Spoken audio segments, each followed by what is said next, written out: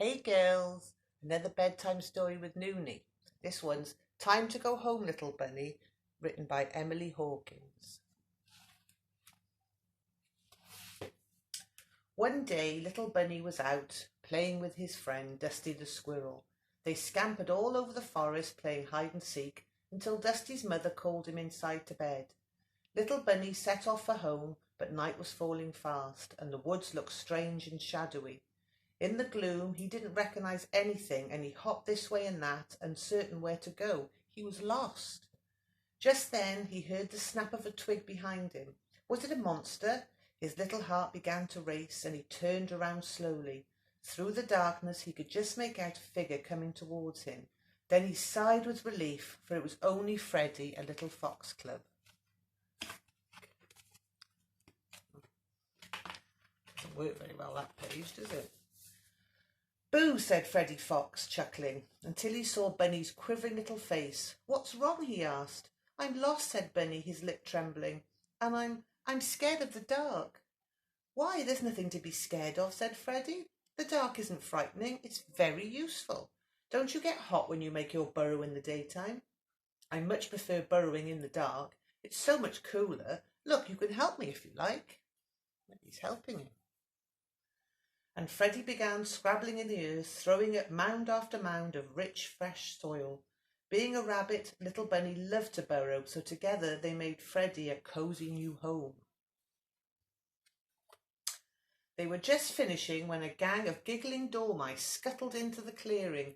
Got you, squeaked one dormouse as he tagged another before scrambling up into some nearby branches. The other dormice dashed to hide behind Freddie Fox's fluffy tail. "Shouldn't you be at home, safe in your nest?" asked Bunny, as they scampered around it. "Aren't you afraid of the dark?" "Afraid?" replied the dormice. "Of course not. We only come out when it's dark. It's so fun and exciting, just perfect for playing games." "Well," thought Bunny to himself, "if the little dormice aren't scared, then surely I don't have anything to be afraid of. Maybe the dark isn't so bad after all." And all night long he played with his new friends in the moonlight. There he is, playing with his friends. The next morning, Bunny set off towards home, but he hadn't got far when he saw Daisy Deer racing towards him. "I'll show you a new game," she said, butting him playfully. So the friends spent the day bounding around having fun. But as twilight came, Daisy began to get nervous. "Don't you think it's time to go back?" she asked. "It's getting dark." "Pah," said Bunny, tilting his head proudly. "I'm not afraid of the dark any more." "Well," replied Daisy anxiously, "I think I might go home," and off she went, trotting into the gloom. Night drew on, and the woods became full of strange, dark noises. Suddenly there was a terrifying screech. A ghost, surely. Bunny's fur stood on end, but it wasn't a ghost. It was Olive Owl. And there's Olive Owl. "Oh, Olive, you frightened me," gasped little Bunny in relief. "Bunny," said Olive, "what are you doing out here on your own in the dark?" "Oh, I'm not frightened of the dark any more," replied Bunny cheerfully. "Freddie Fox showed me how useful the dark is, and the dormice showed me how much fun it can be."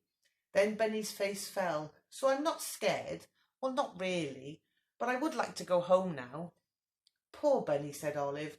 "For lots of creatures the dark is useful and exciting, but little rabbits should not be out in it alone.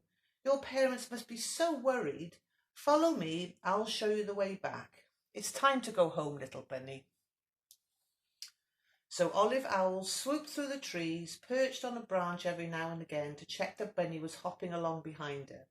After a while they arrived back at the warren, and Bunny's mother and father were overjoyed to see him.